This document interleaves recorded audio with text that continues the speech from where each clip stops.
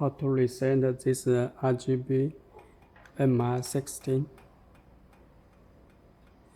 Now we connect to the power, to this transformer, and turn on and off several times.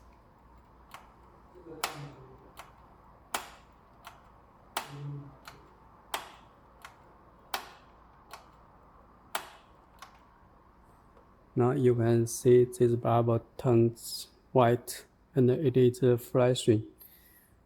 That means we reset it successfully. Now we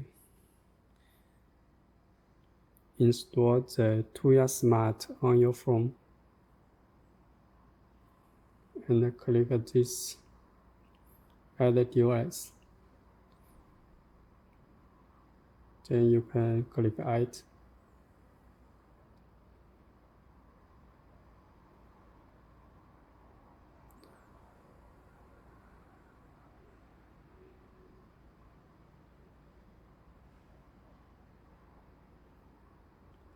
Now we add it successfully.